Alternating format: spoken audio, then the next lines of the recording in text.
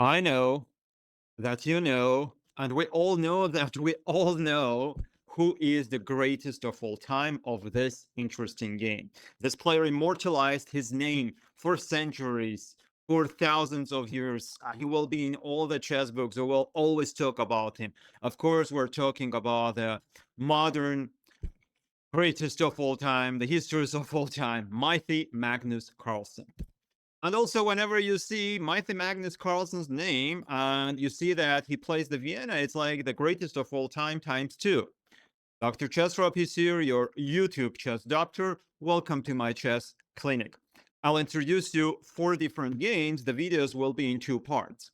This game Magnus played against the FIDE master Tabatadze. It was e4. And surprisingly, after that, Black played d6. You were like, oh, the Vienna is not like this. It's the modern defense. The Vienna is after e4, e5, knight c3, let's say knight f6, f4. Black can do d6 or d5, or they can accept the sacrifice, or it will be knight c6, f4. Again, they can accept the gambit, or they can ignore it, playing the move d6. In this game, it was d6, knight c3, knight f6, and Magnus decided to play pawn f4. Of course, the main line is d4, where white will take the center, will try to get as much space as possible, probably the best move, but if we want to have more fun, f4 is there. If black plays c5, check the videos, check the course, we will see the Grand Prix attack. If, of course, black plays c5, then we will have the Vienna. Knight f3. We're never scared of e captures f4. We are ready to give up that pawn and just push, attack the pawn, and if we can successfully capture it and then develop our pieces later, do a long or short castle with this kind of center, very good active pieces, white's position is going to be much better. If black plays the move knight h5, we will try knight d5 in order to attack the pawn again and try to get it. Knight f3, knight c6. If you remember the Vienna videos, I told you that one of the most annoying plans that can happen from black side whenever they play a bit passive with the move d6 is the idea to play bishop g4 and then bring the knight to d4. I'll introduce you like bishop c4, bishop goes here, short castle, then knight d4. And it's really annoying because black will capture on f3, force us to capture with the pawn. We don't want to take with the rook. Otherwise, we will lose some material and our king will be exposed. Let's say d3 takes, bishop h3. No one wants to get such a position, especially in the blitz game. And of course, we don't want to play the Vienna and then jump back with the bishop to e2. Then why we are here, why we play the Vienna? That will not make sense. That's why I suggested in the video, Magnus played the same plan. Bishop to b5, trying to get rid of this knight. This bishop by itself is not that dangerous. The knight on c6 can be much more annoying if the bishop can come and get the knight on f3. If now bishop g4, we're not scared of it. Again, in the video I mentioned about this captures, f takes, d takes, and just simple short castle, after which white's king is going to be completely safe. Black's pawn structure is totally messed up, and the e5 pawn is hanging in some lines. If your opponent captures, you just take with the queen, and then you will organize your game on the king side, because you have the opened f file. You want to bring the bishop to g5, and it's not that easy to play against this plan, because after h6 you will just capture on h6 and win the entire pawn. And it's not only the pawn, just look at this broken pawn structure for black. Next move is rook c6 or rook h6. The other rook will jump to f1. The knight is usually superior than the bishop because the knight can maneuver as well. If black does something else like knight d7, we will try knight e2, bringing the knight eventually to f5. Knight can jump to d1 to e3 as well. But if you can do this successfully, like knight g3, then knight f5, later on you will toast more and more pieces to the king side, like queen h3, or rook f3, bishop d2, rook to f1. Sometimes g4, g5. Use the third and fourth ranks for your heavy pieces like the queen and the rooks and organize a very strong attack. In this position, after bishop b5, Tabataza decided to play bishop d7. I know it's passive, but at the same time, I can understand the psychology behind it. Nobody wants to get a pawn structure like this because on a long term, especially in the end games, you're gonna get a very bad position. It's like all the end games are much worse for you. And of course, Tabataza, I will do the worst joke. So plays against a player who doesn't know endgames at all. Of course, it's a joke. Like we know how strong Magnus Carlsen is in such positions, especially in the endgames when he will use the microscopic advantages of like each position. Probably that's why Black played bishop d7. But it's passive because this will not create or guarantee any counterplay for Black. We can try to go for bishop c6 takes and then f takes e5, or immediate f takes e5, then bishop c6 captures, takes, captures, captures. If I'm correct, this is the position where Hikaru does his famous arrows and then tries to calculate everything, or at least it was very similar to this after like queen e2, queen h4, g3, knight g3, queen b5 check. If I'm correct, if my memory is not wrong, it was something like that. So still, I think Magnus just wanted to avoid that. Play, normal, I would say a bit lazy chess, but it's completely fine to do in blitz. So pawn went to d3. Just defending the pawn on f4, and the bishop will get out immediately. What's really important that the bishop is already on b5, so you can see not d3 now, because this bishop would be closed and passive. So bishop b5, bishop d7, d3. You can tell me, like, why not d4? I can understand this move can be quite powerful if you can force this capture. But after e takes, knight takes d4, in my opinion, white center is quite interesting and active, but it can become a weakness later on. So Magnus plays d3, and after e takes, bishop takes f4, the pawn chain is extremely strong, nothing to worry about. Bishop went to e7. Of course, Black wants to do short castle. And here we need to decide what we want to do. For the players who like really, really sharp games like Sicilian, Najdorf, Yugoslav attack, push, pawn store, and then create as much initiative as possible, in such positions, I would recommend a move like queen e2 or queen d2 with long castle, and it's do or die. You're just going to try to crush your opponent. He will push the pawns over here. You will try to push over there.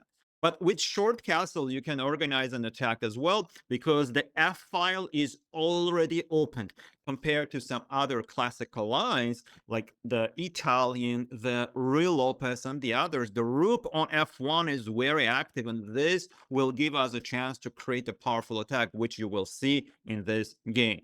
So short castle was played by Mighty Magnus, and short castle from Black's side. It's very hard to understand what to do as Black. A long castle, how can you do it? You will play like bishop e6 now, then d4 will follow with d5.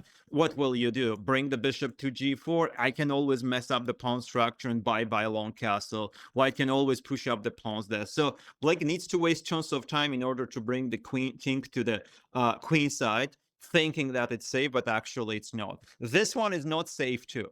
And you can say, like, why this happened? Just because Black controls the center, White controls the center, White has more active pieces, and of course, White's game should be better, and of course, White will have more attacking chances. There are lots of moves that White can do. One is pawn d4 in order to get the center, but again, because our pawns are on the same line, our pawn chain is lost, the pawn on e4 can become a weakness. This is more active, but at the same time a bit more double-edged. The other move is queen e1. In the Vienna, in the Grand Prix, you will see this idea of bringing the queen to g3 and h4 squares very, very often. But the problem is that with queen h4, you're always under the x-ray, the bishop. That bishop can laser beam and then do some discovered attack with the knight. If your queen will get to g3, there's always knight h5. Otherwise, that would be an amazing idea. So queen d2 was played, a very standard move. a6.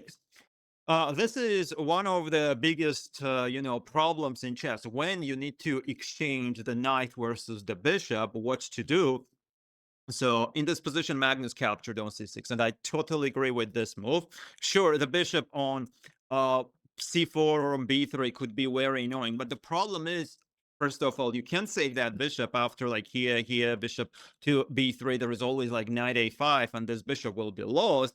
And the second thing is that the bishop on even on b3 will not affect the game that much yet. And this knight can always do some annoying jumps.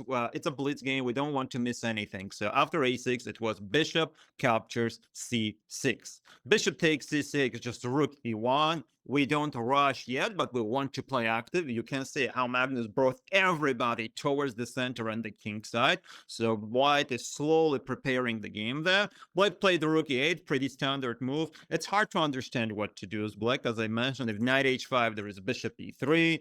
If pawn d5, then you allow the move e5. And psychologically, it's very hard to play like this. And then pawn d4, it can be knight d4 at some point. So the bad bishop, much better center for white. The pawn on e5 takes so much space that black's knight can't get to the f6 square anymore. And such advanced pawns gives even better chances for white to create an attack. So black wants to regroup the pieces and defend the position somehow, but it's still quite passive. h3, just in case. So knight h5, there's always bishop h2, no knight g4. Pawn b5, a3 to not allow the move b4, and knight d7. If you will give a few moves to black, black can play bishop to maybe g f6, bishop b7, knight to out to c5 or e5, g6, bishop g7. They can stabilize the position, and black's position will be quite good. But Magnus noticed a very, very small, I would say, disproportion or disorganization, let's say, in the position of black. And after this knight e7, knight went too far to the queen side. And because the bishop is under attack, then another amazing move. Knight goes to d4. Bishop goes to b7, then knight f5. White is getting closer to black's king. Rule number one, whenever you want to attack your opponent's king, try to expose it. Take the path out, like clear the path, take the pawns out as much as possible.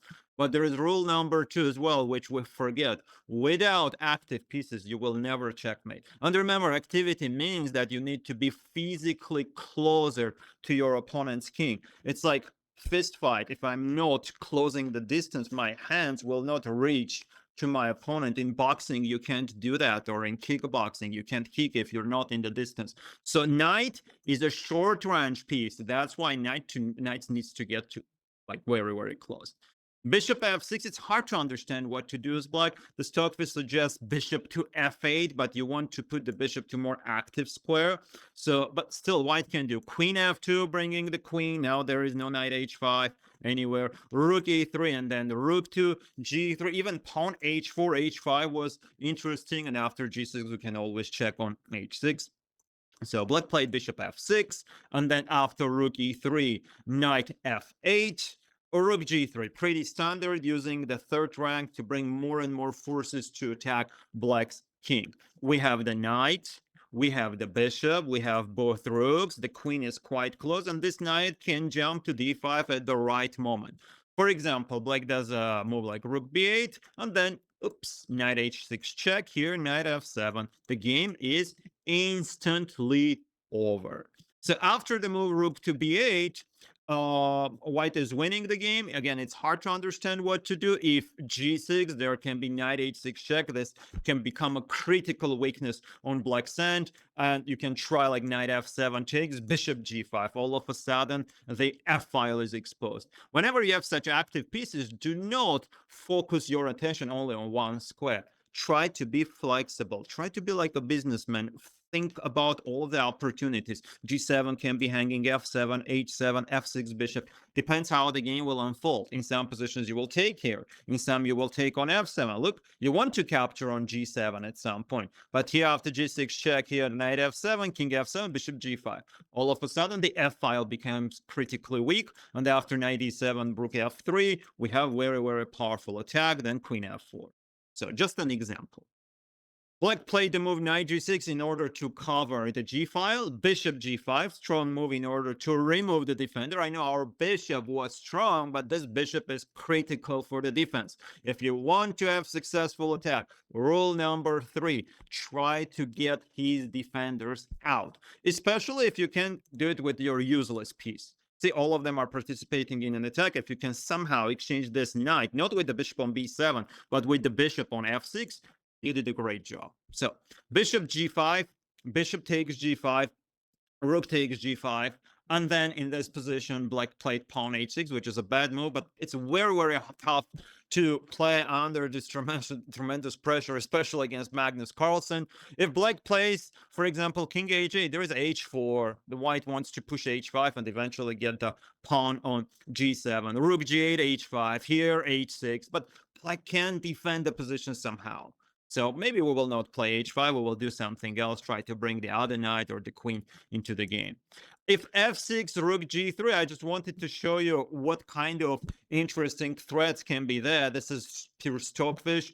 Queen f2 bringing the queen, and then sudden rook takes g6. When I saw this, I'm like, what the heck is going on? Why rook takes g6? We have just one check. And then all of a sudden, knight h6 check. The engine says that this is quite strong. Probably after the capture, there's rook f6, or maybe queen h6 first. G6 is hanging, the bishop is on c8, then knight d5. Knight f6 can be a threat. And, after king f8 after the check, some queen g3 attacking here, rook e6, and then it doesn't capture, plays immediate knight d5 and says that this position is still almost winning for white. That's purely stockfish. It's very hard or nearly impossible to play as a human being, and there is no need to calculate all of these lines if your opponent will not play the move yet. After h6, this pawn becomes a weakness. Of course, rook h5, and now we are very well prepared to sacrifice one of the pieces on the h6 square. It can be even the rook, and then toss the queen there, and then eventually checkmate with the queen on g7 with this knight's help. So like needed to play a rook e5, that's the best move, and then d4 play a rook f5. But if your best move is just to come and then capture the knight with the rook and then play a position like this, it means that your position is completely lost. That's very logical. So black played this move, and then of course knight takes g7. If king captures g7, then queen h6 check, king g8, and then queen h7 check here, and then queen f7 check. If black does anything else, still it's absolutely winning. The engine's second move was queen g5. I was laughing a lot when I saw this, like takes, and just take the rook and, of course, win the game. If rook f6, which was in the game, Magnus captured on h6 with the queen, engine says that knight f5 is even stronger, and I can totally understand it. You don't want to exchange anything. You just want to play the move queen takes h6, and then just checkmate him. Knight h6 comes next, rook h6 as well, but queen h6 is of course completely winning. King takes f1, knight goes back to f5, so now we are up 2 pawns. We have a very strong attack. Look at the black's king, it's totally stalemated there, waits for the checkmate. d5, e takes d5, rook e8, then knight e4 as well. Finally, the last piece joined the game. 1, 2, 3, 4. Remember, if you have queen plus like 2 other pieces, usually you will create tremendous checkmate like threats, attacking patterns, and it's very important to be physically closer with all of your pieces, because if your queen is like on g3, you have only one idea. If your queen is on h6, you have one idea is this, the other idea is checkmate from here, the next one is capture here, taking some important squares, and you can create 10 different ideas, and your opponent needs to manage all of them, which is nearly impossible. And after queen b2, this is the like epilogue part of the game. Magnus did the final fantastic move, which is very, very quiet. White move to finish his opponent off. Remember, rule number 4, you need to use your queens all the time in order to checkmate your opponent. Without the queens, the chances to checkmate is 50 times less. But there is one other thing that a lot of players forget, which can be like rule 4A. So when you use your queen for the attack, your opponent can use it for the defense. Try to cut his queen if possible. Magnus played pawn c3. This queen is out. The next is just a few moves in order to checkmate. White has this simple threat. queen b1 check, and then queen c2, king g1 check, and then king h2. So we escaped. After queen d3, it was knight f6 checkmate. You can say, why not rook e4 at some point? Doesn't matter. Queen g7 was a checkmate. Even if not queen g7, at least we had another one, which is also quite cool to do. So now the way to checkmate.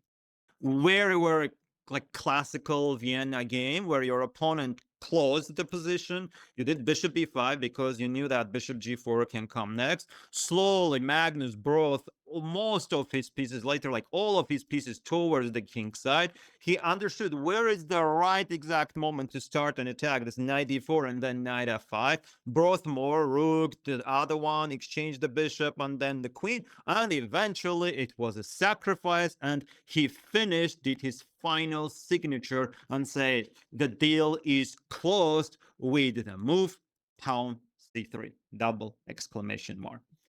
Actually, I said that I need to do the videos in 2 parts, but I think I will do it in like 3, maybe even 4, because each game is really good, and it's like blessing to see such phenomenal play, in my opinion, of the greatest of all time. So jump into the next video. Let's try to see how Magnus played in the next game. This was his game against the FIDE master Tabatadze.